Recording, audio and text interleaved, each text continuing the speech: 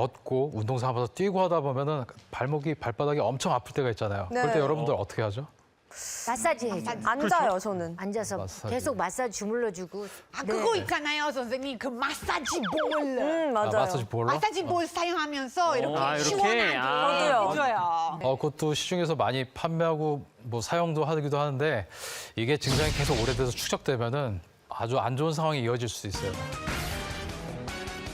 발바닥 계속 짜릿짜릿하게 아프시면은 무릎이나 허리까지 아플 수 있어요. 발바닥이 어떻게 무릎이나 허리까지 올라와요? 그러니까요. 이게 모두 다 무릎이랑 허리까지 발바닥은 같이 다 연결되어 있기 때문이에요. 발바닥 건강만 잘 지키면 무릎하고 허리도 우리가 지킬 수 있다. 뭐 이렇게 해석을 해도 될까요? 아, 역시 반장입니다. 반장님. 네. 반장이시군요. 근데 발바닥은 누가 가장 아플까요? 연령대로 따지면 연령대. 연령대.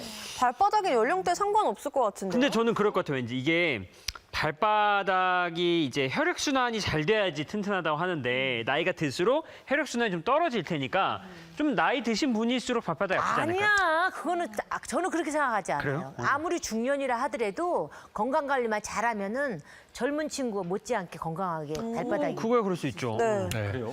맞아요. 중년 여성들에서 가장 많이 생길 수 있는데 오. 꼭 중년 여성들에 많이 생기는 건 아니에요. 발바닥 통증은.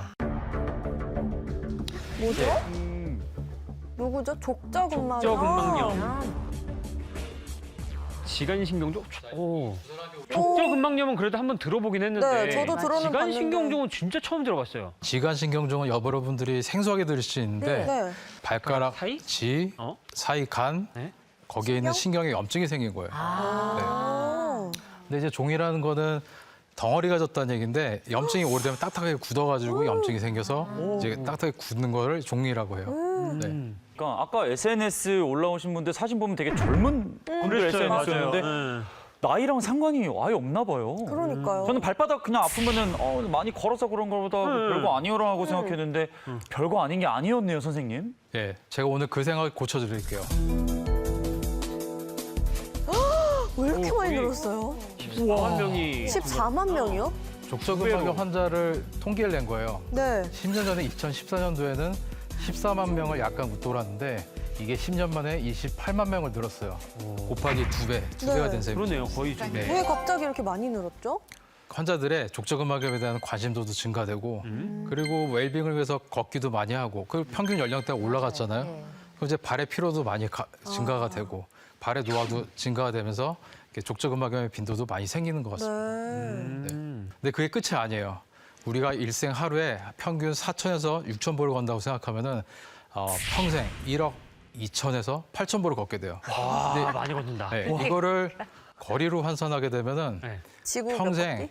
지구를 2.3에서 3.5바퀴 걷게 돼요. 우와. 야, 어마어마하게 걷구나. 이래도 올 수가 있나? 우리 엄청 걷고 사는 거예요. 그러니까. 그러니까 평생 세계 일주를 하는 거예요. 네. 이렇게 두 발바닥이 어마어마한 무게를 지고 먼 거리를 걷게 되는 거예요.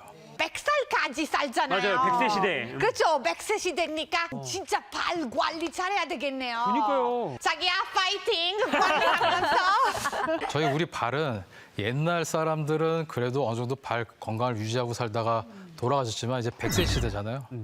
이 발이란 기계가 100년을 견디도록 설계되어 있지 않아요. 네. 그래서 나이가 들면서 특히 중년 이후에 발바닥 질환을 생길 수 있는 가능성이 점점 높아지는 거예요. 네. 자, 이게 족저근막이라는 거예요. 발바닥 아치를 받쳐주는 뒤꿈치에서 발가락 앞쪽까지 붙는 섬유근막 조직이에요. 근데 이제 이게 발 뒤꿈치를 지면에 딛고 발이 앞쪽으로 나아가면서 이게 역학적으로 되게 중요한 역할을 하는데 이거 염증이 생기는 것이 바로 이걸 족저근막염이라고 해요. 자, 족저근막염은 뒤꿈치 통증의 가장 흔한 원인이에요. 이게 초기에 가장 특징적인 게 오래 앉아 있다가 디딜 때 그때 족저근막에 염증이 생겼다가 굳어 있단 말이에요. 그럼 디디면서 얘들이 찍하고 찢어지면서 통증이 생겨요. 아프고. 근데 이게 걸으면 뭐가 되겠어요? 스트레칭 운동이 되겠죠. 네. 네. 그러면서 스트레칭 운동에서 통증이 점차 가라앉아요. 근데 이게 계속 밤마다 반복이 되는 거예요. 아침마다 계속 찢어지듯이 아프고. 근데 이게 만성화되면 계속 걸을 때마다 아프게 되죠. 그다음에 지간신경종은 앞발바닥에 발가락 사이, 아까 말씀드렸지만 발가락 사이에 신경이 있어요, 바닥에. 그래서 발바닥에 압력 하중이 많이 들어가면서 바닥에 신경이 염증이 많이 생기게 돼요. 네. 그리고 또 그 족저근막염처럼 아킬레스건이 뻣뻣한 경우에 체중이 앞으로 하중이 쏠리면서 신경통에 염증 같은 게 생길 수 있죠. 그래서 증상이 보통 걸어다닐 때 신경에 염증이 생기기 때문에 찌릿거리거나 화끈거리는 증상이 주로 생기게 돼요. 특히 여자분들이 지방층이 얇아져요. 발바닥에 지방층이 얇아지면서 주로 많이 발생하게 되는데 족저근막염 같은 경우는 이제 갑자기 내가 운동을 좀 열심히 살을 빼봐야겠다 하면서 무리하게 운동을 했다거나 아니면 신발을 잘못 착용하는 경우에 그다음에 족저근막이 짧아질 수 있는 요족이나 평발에서도 많이 생길 수 있고요. 아이고. 네. 무지해반증.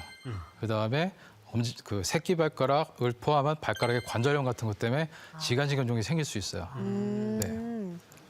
이건 족저근막염인 경우인데 발바닥 근육이 뻣뻣한 경우에는 그 뒤꿈치 뼈가 뾰족하게 자라나는 경우가 있어요. 아니 어떻게 저게 잘하지? 희한하네. 독수리 부리처럼 튀어나와 있죠. 네. 그래서 환자분들이 엑스레이를 보면은 저것 때문에 아픈 거 아니에요? 물어보는데 맞아요. 실제로 이게 아주 큰 연관성이 있는 건 아닌데 이런 걸 보고 보는 의사들은 유출하죠. 이 환자가 발바닥 근육이 좀 뻣뻣하구나 유추할 수 있어요. 그러니까 저 뼈가 문제가 아니라 저걸로 인해서 근육이 굉장히 뻣뻣한 네. 그게 문제네요. 네. 그리고 이제 초음파 사진을 보면 좀 알 수 있는데 근막이 보통 두께가 요 정도 돼요. 우측 끝단에 한 2.5mm 정도가 이제 정상적인 두께인데 이게 땡겨졌다가 찢어졌다가 굳었다가 찢어졌다가 굳었다가 이걸 반복하게 되면은 이렇게 두꺼워지게 돼요. 이게 뒤꿈치 뼈고. 네, 이게 자꾸 염증이 생기는 거죠. 근데 근막은 두꺼워지면 좋은 게 아니고 오히려 안 좋은 거예요? 그렇죠. 찢어지면서 두꺼워져서 섬유화되고 두꺼워지게 축적이 되는 거예요. 섬유화가 돼서. 네. 이제 이게 오래됐다는 얘기이기 때문에 오래된 만큼 회복하기도 힘들고 재발도 많이 생길 수 있어요. 원인이 아킬선이 뻣뻣해서 생기는 증상이라고 말씀드렸잖아요. 그래서 그걸 풀어주는 것이 가장 중요합니다. 네. 네. 쉽게 말해서 발 뒤꿈치가 아프면 족저근막염이고 그리고 발가락 사이에 통증이 생기거나 찌릿한 느낌이 나면 지간신경종이라고 이해해도 될까요? 예, 정답입니다. 그러면은 이 발바닥 통증, 족저근막염이나 지간신경종 어떻게 치료할까요? 수술을 해야 되겠죠. 수술을. 수술? 수술? 땡. 오늘의 밑줄 쫙. 쫙! 자, 발바닥 통증은 조개 잡아야 됩니다. 비수술이면 너무 좋죠. 저건 뭐예요? 예. 뭐지? 이게 뭐지? 깔창. 깔창?